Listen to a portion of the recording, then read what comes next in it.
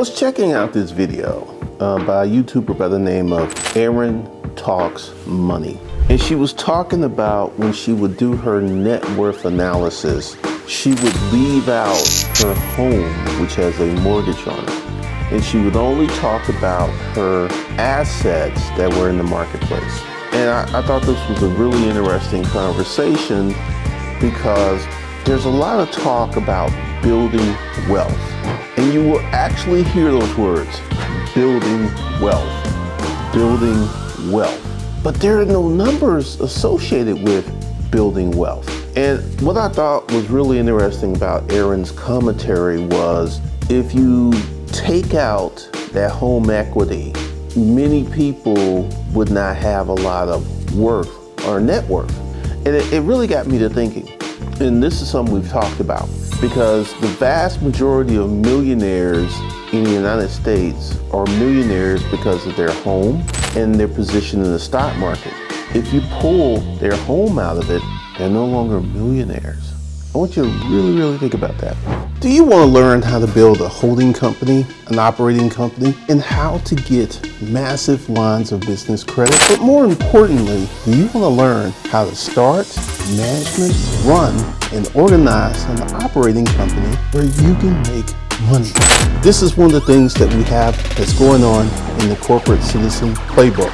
And one of the things that you need to do is to go below and sign up for the phone call. What we do is we have a scheduled phone call before you can get into the Corporate Citizen Playbook to make sure that your thoughts and our thoughts match up before we get you into the program, which will constitute hands-on training. One of the things that's going to happen is I'm going to guide you personally through setting up your business, setting up your organization, and doing the things that you need to do to be successful.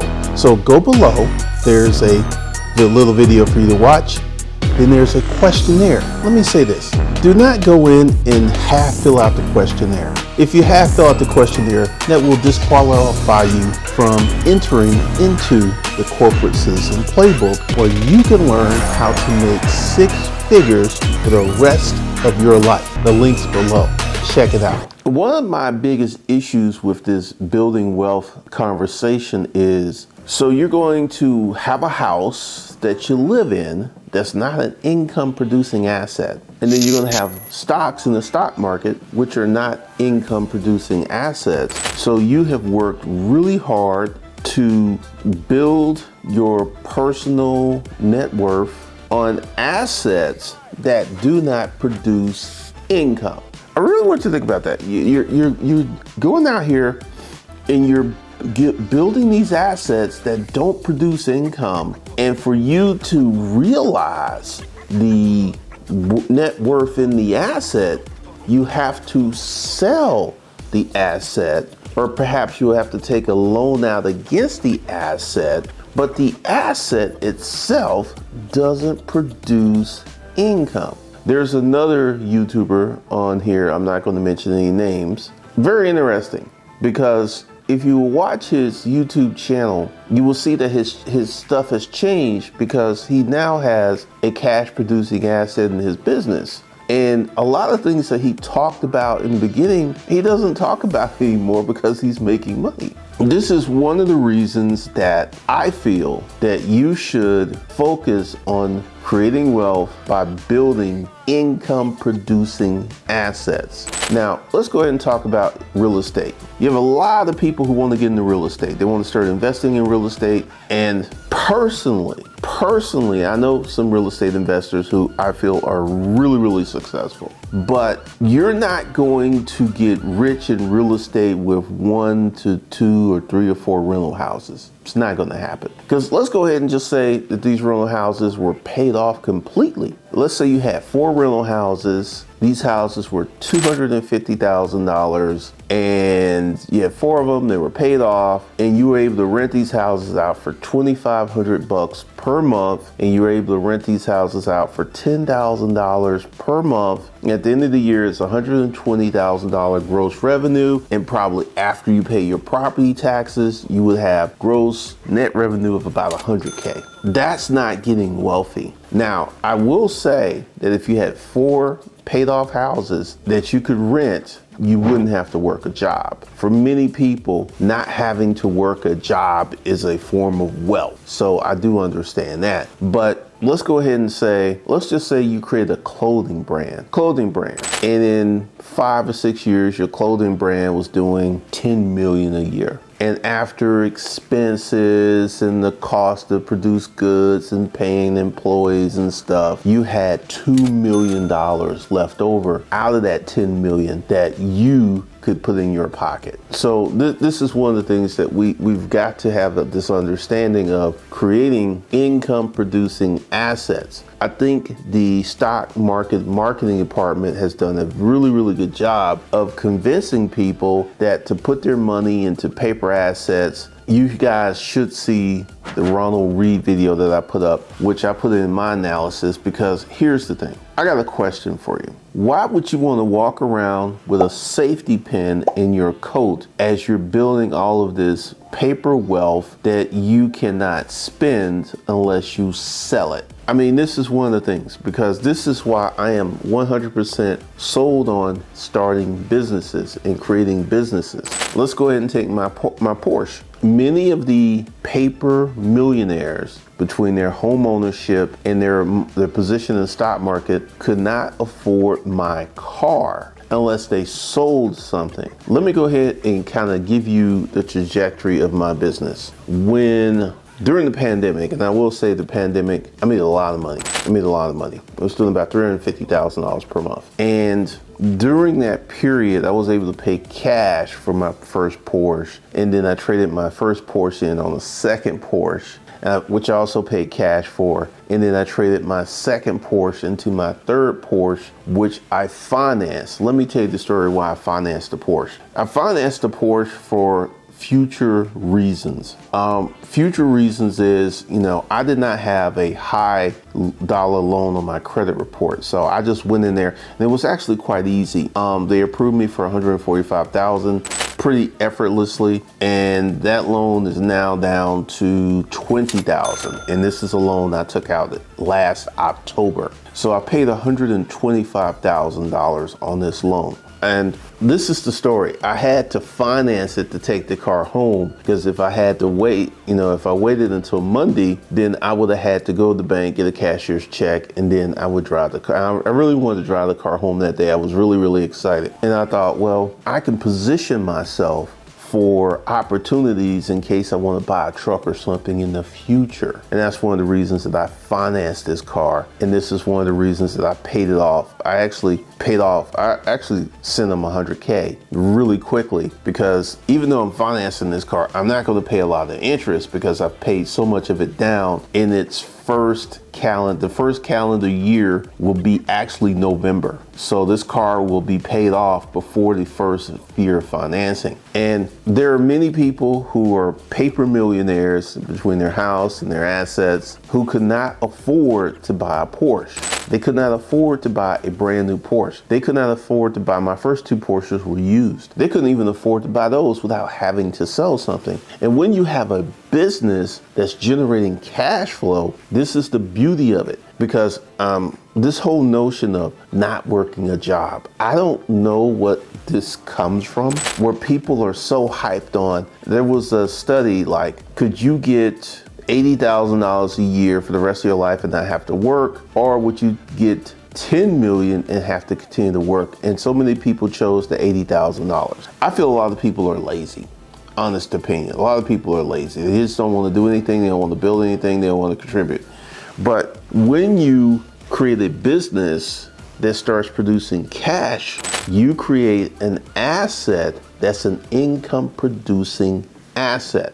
An income producing asset, like years ago, before I was rich, I bought my first car. Let me tell you the story. I was working at a place called Business Environments. I was selling commercial office furniture. And, you know, my first big payday, I made $68,000. You know what I did? I went to the bank, cashed a check. Back then, going to the bank to cash checks wasn't what it is today. So they gave me the money and I went straight to the BMW dealership and I bought me a brand new BMW and I paid cash for it. And this is a story of creating an income producing asset. When you create income producing assets, the thing is, I didn't invest any money in my job.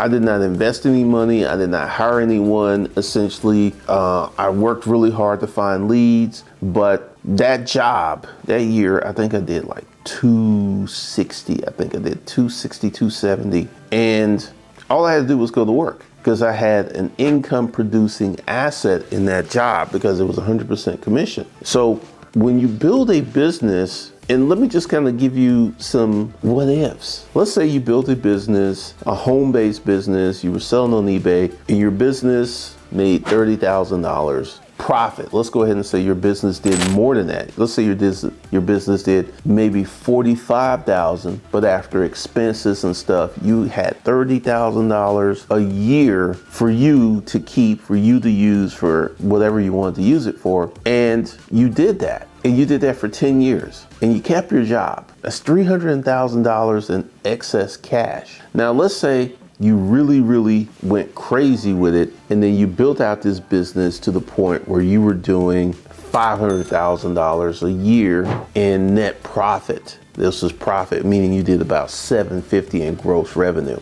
You literally will produce a different lifestyle versus scrimping and saving to throw cash into non-income producing assets. And this is one of the things I consistently see with this conversation of building wealth, to consistently throw cash into these non-income producing assets while you are building up your net worth on paper. What's the quality of your life? I mean, you know, I'm exposed to a different thing. I just don't see this whole, you know, in the beginning, starting your entrepreneur journey, you should be frugal, you should be cheap. But that's just a small window, right? And what is the point in having all of this money? And this is something that I love to watch on the Dave Ramsey show. People who have scrimped and saved and have a lot of money and they can't spend it. They're so mentally brainwashed that they cannot, like there was this couple, she actually has a YouTube channel, Mindy, I think her name is Mindy Jensen, is something on the Bigger Pockets podcast. She and her husband went on the Dave Ramsey show and they have a net worth of $4.5 million and they are scared to spend the money. See, this is how I look at it. You should work hard, you should build income producing assets, and you should enjoy life. You should enjoy life. I just don't understand this whole thing of having all this cash, having all this income, having all this net worth, and living like some poor person. And there's another, once again, I'm not mentioning any names, that's talking about you should look poor. You should have all this money, but you should look poor, which I thought was the most ridiculous thing I've ever heard in my life. Because I can understand having somewhat unassuming appearance, but this whole notion of having all of this money and looking and being poor is completely ridiculous to me, because money should be utilized. Money should be enjoyed. Money should enhance your life. And this is why you need to get away from this ideal of building net worth, building wealth in non-income producing assets, and then flip it around and start working on building wealth by creating income producing assets. Because that's the whole deal. And this is one of the things that we're getting ready to do. I'm getting ready to do a lot of new training, and talking about, because there's some things that I've just recently have my eyes open to that are just seriously amazing. Right now, I am changing up the money management course, which I was giving away for free. That's no longer the case. I'm going to start to charge for this because we're going to get into a new level of training. So the link's below. Go ahead and get into it, and you become a founder, and you can get into the money management course, because we're getting ready to to do some things that are going to be very different, that are going to be really unique, that are going to be amazing for you to go ahead and get into. So that link's below. That's all I got for you guys today. I'll talk to you in the next one.